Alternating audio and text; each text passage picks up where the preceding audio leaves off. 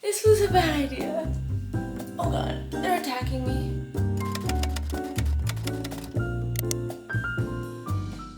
Hi guys, welcome back to my channel. Today we're going to be doing something a little bit different and fun, which is going through all of the books that I am terrified to read. And there's a lot of them. I have so many books that have been sitting on my shelves for probably close to 2 years because I'm just scared to read them for one reason or another. It could be that it's a really long book. Maybe I've heard mixed reviews on it. Maybe I've just built up the hype so much in my head that I'm afraid to be let down. There are so many reasons why I will scare myself out of reading a book, and a lot of times they are my most anticipated books that I think I'm gonna give 5 stars or at least have really high hopes for. I will put them off because I'm afraid of them. So I thought it'd be fun to go through all of them, attempt to explain what makes me scared to read them, and then maybe in the near future I'll do a reading vlog where I read some of these books. I'm really hoping that you guys can convince me to not be so scared of some of these. So please, if you love any of these and you think I should read them and I shouldn't be scared, I need you to tell me. Like I said, I have a ton of books sitting here, so let's just get right into it. I think it's only fair that we start off with one of the authors that intimidates me more than anybody else, and that is Miss Kristin Hannah. And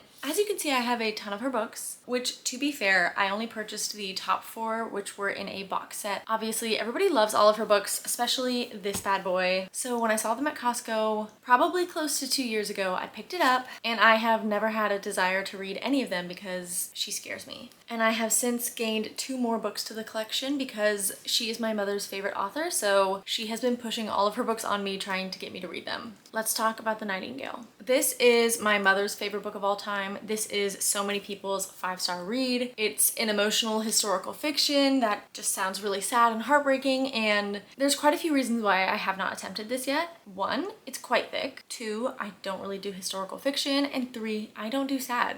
All of those are reasons why I have been avoiding this. And they're all pretty silly because, to be honest, I haven't really read any sad books. I just avoid them because I don't like the idea of them. I've read one historical fiction and I actually enjoyed it. It was like an average read, but it was fun. It was better than I expected it to be. And I'm always going to be scared of big books, but once I get into them, usually they're some of my favorites. So I just have a big mental block where I am just terrified to read this one. And genuinely, I think the whole fear of Kristin Hannah as an author stems from this one, just because I feel like I have to read this one first or my mother will kill me. So I can't get to any of her other ones until I read this one. So I'm scared of her. The other books I have from her are The Great Alone, Firefly Lane, and Fly Away, which are part of a series. I've heard that those ones are also really good. I mean, all of them are. And The Woman, which is her newest release. I feel like we are starting off strong. It's quite absurd for me to have 6 books by one author who I've never read before and I'm scared of. To be fair, I no longer let myself buy multiple books from one author until I've read at least one book by them, but you will see in this list that there are quite a few from authors who I haven't read before, but I have at least 2 of their books. So that's a habit that I've stopped, but my past behavior is currently haunting me. You know what? While we're at it, let's just move on to the next big hitter, which is Babel by R.F. Kuang. This one is kind of comical to me. I wanted this book so bad that 2 years ago for Christmas, I told my mother, if you get me anything for Christmas, please just let it be this book. And why did I want it so bad? I don't actually know. I'm pretty sure it was just because it was very critically acclaimed. Everybody loved it and said it was a masterpiece. And I just thought I deserve to have that masterpiece. I need to read it. Who am I if I don't read this book? But this one I am genuinely terrified of, not just because of the length. Actually, I've seen it in a paperback and it looks pretty small, so that has helped me to get a little bit less afraid of it. But I'm more so afraid of the actual content of this book. Because people talk about this like you have to be very smart to understand it. It's about people at Oxford, I think, who are translators. So I think she uses a ton of big words. A lot of people say they had to whip out the dictionary tons of times while they were reading this. And it just seems very academic, intellectual. And I don't think that's me. That's not really what I'm reading for. So this does have me terrified. I actually did pick this up and try to read it recently, maybe at the beginning of the year, and I got 20 or 30 pages in and I was like, nope, this is not the time, not for me.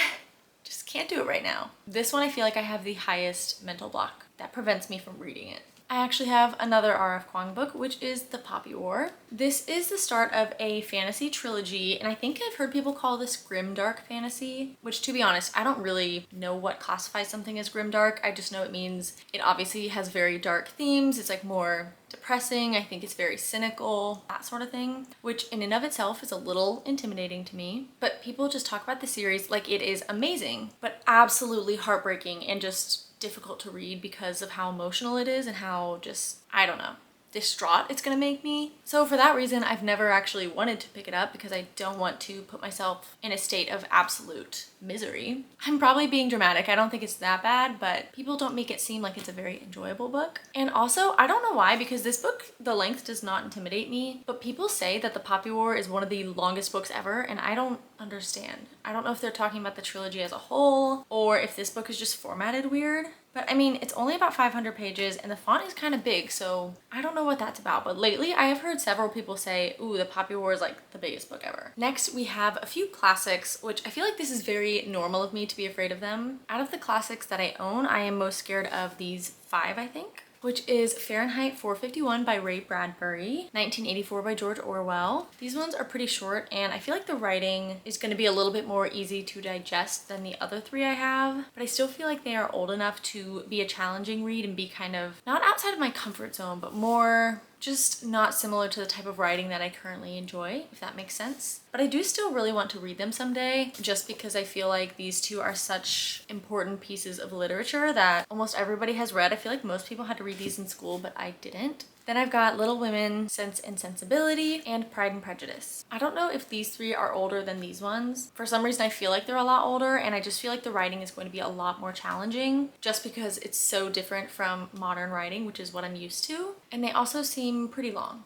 But they are some of the most gorgeous covers that I own, so do with that what you will. If it wasn't obvious, these are in no particular order, so we are just bouncing all around from genre to genre. And we're back to fantasy with Shadow of the Gods by John Gwynne. I've heard amazing things about John Gwynne, so I've always wanted to start one of his series, and this is the only one that I own a copy of. And truthfully, I think the only reason that I'm scared is because it's a tall and kind of thick book, and it's the start of, I actually don't know how long this series is. It's got at least like 3 or 4 books, and I already have so many series that I'm in the middle of or that I want to start, and this just feels like so much more of a commitment than any of the other ones. But honestly, I feel like once I get into it, I am really gonna like it. So one day I just need to get over that hurdle and start it and see if I like it.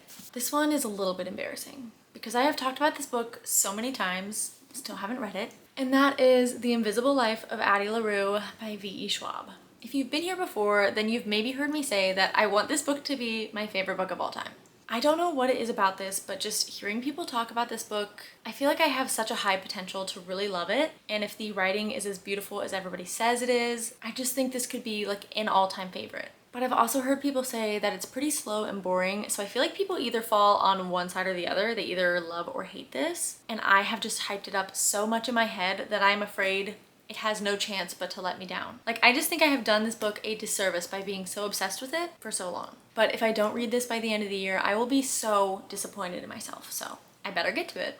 Next we have Lessons in Chemistry, which I feel like anybody watching this, you've at least heard of this book before. This was so popular. This one I think for sure was Barnes & Noble's Book of the Year. It got an Apple TV show. My point is that this book blew up, and if I'm being honest, I think I only bought it just because I felt like everybody else was reading it, so I had to as well. But since all of the hype died down, I feel like a lot of people that I follow or know in real life have told me this isn't worth it, so now I'm just kind of conflicted. I feel like I should give it a chance just because so many people loved it, see if it's for me. But on the other hand, I feel like the plot itself doesn't even intrigue me that much, so should I force myself to read a book that I don't really want to read? Or should I give it a new home and focus on the books that I am like truly excited and interested to read? In a similar vein, we have Tomorrow and Tomorrow and Tomorrow by Gabrielle Zevin. This book I think blew up just as much as Lessons in Chemistry, if not more. My feelings are pretty much the exact same as Lessons in Chemistry, except that I am a little bit more intrigued by the actual plot of this one. Another author whose books intimidate me just as a whole is Miss Lauren Asher. I have The Fine Print and Love Redesigned by her, and genuinely the only reason I'm so intimidated is because they are romance books that are like 400 to 500 pages. And to me, a romance should not be more than like 350 to 400 pages max. I feel like if we're over the 500 page mark, it is just way too much. I think that The Fine Print is one of her shorter books and it's still like 435 pages. And the other 2 books in the series just get progressively larger. I feel like the third one is almost 600 pages. It looks huge. People absolutely love her books, so I definitely want to give them a try at some point. I just don't know when I'm going to be in the mood to commit to a 400+ page romance book. We've got another romance author who writes super long books, and that is Lucy Score. Oh my god, this book is 548 pages. That's just absurd.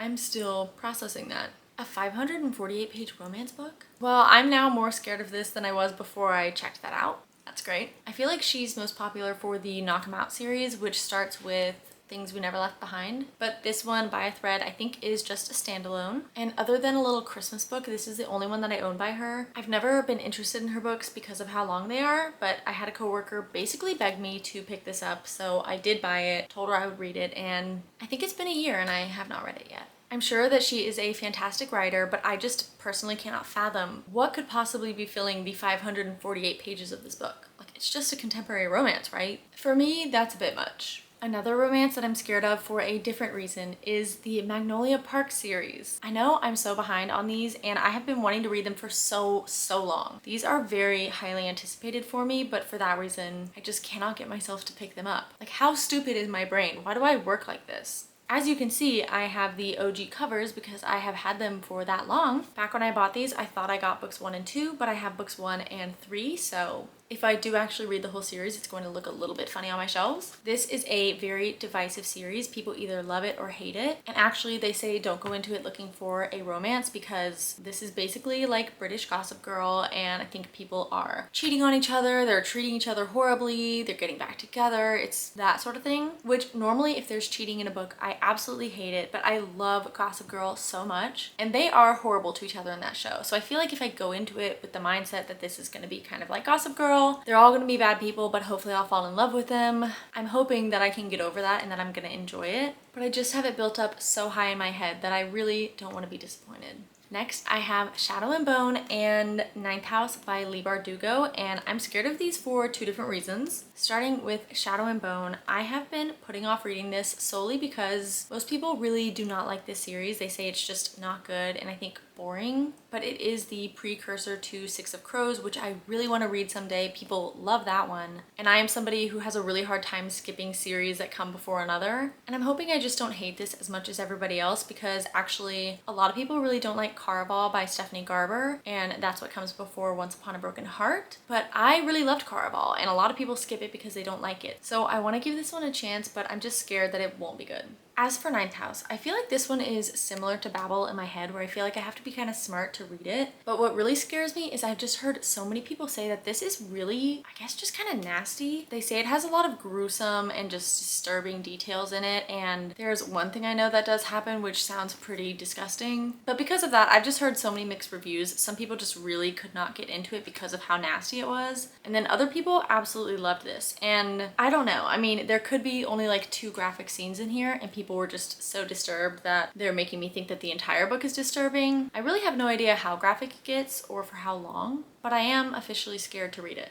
Next is Jade City, which is the first book in a fantasy trilogy. And this definitely is a chunk of a book, so that scares me. But also, I've heard multiple people say that this one is very hard to understand and get into. I think it's either confusing on purpose or it just has a lot of world building that it takes a long time to fully grasp what's going on. And I know that has turned some people off of it. They just didn't want to read a book this long that they weren't understanding, weren't really enjoying. So I'm definitely intimidated by more of just the world building fantasy elements and how complicated this might get. Next, we have the War of Lost Hearts trilogy by Carissa Broadbent. The first book is Daughter of No Worlds, and I was so excited when I saw this entire trilogy at a Half Price Books, and they are like in perfect condition. They are the indie copies, so they are huge, sturdy, very heavy books, and that's definitely a big part of why I'm scared to read them. This first book is a little bit over 500 pages, and the third one is 700 pages, so they're definitely not an easy feat. And definitely, I think, paired with the length, I've just heard so many people say that the first book is really fun and then the second one is really just drawn out and boring. And I don't even think I've heard a lot of people get to the third book, so I don't know if that one's also just drawn out and boring for 700 pages. But I'm definitely scared of putting in 500 pages, really enjoying this, and then kind of having to just slug through 700 pages of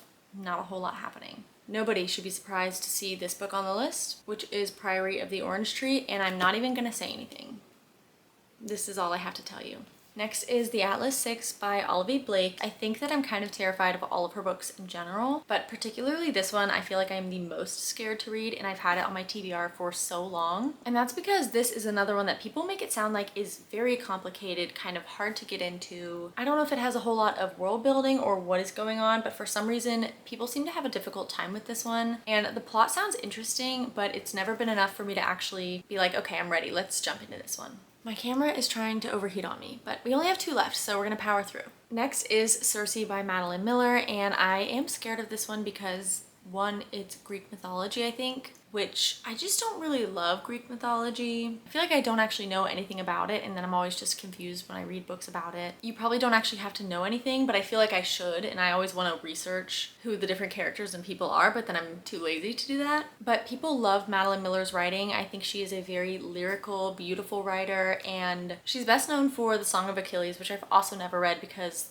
that one intimidates me even more. But I think the fact that she has great, beautiful writing is honestly scaring me a little bit more. I feel like not only am I going to know nothing about the backstory of Greek mythology, I'm also going to be too stupid to understand her like lyrical writing. I feel like it's going to be like when I was trying to read poems in middle school or high school and I had no idea what they were saying or what was happening. So yeah.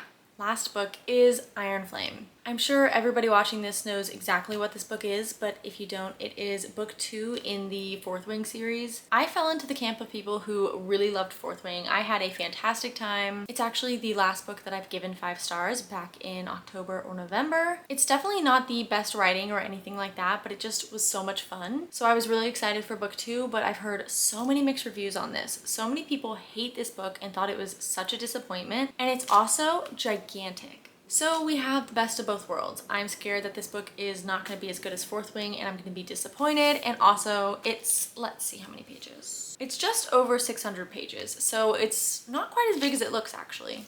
I would have guessed it was maybe 700. I am not a quick reader at all, so realistically this is going to take me probably a week and a half to 2 weeks to read unless I just absolutely fall in love with it. And the idea of committing myself to this book for 2 weeks when it could be not so great is just really scary. So since owning it, I have never had the inclination to pick it up.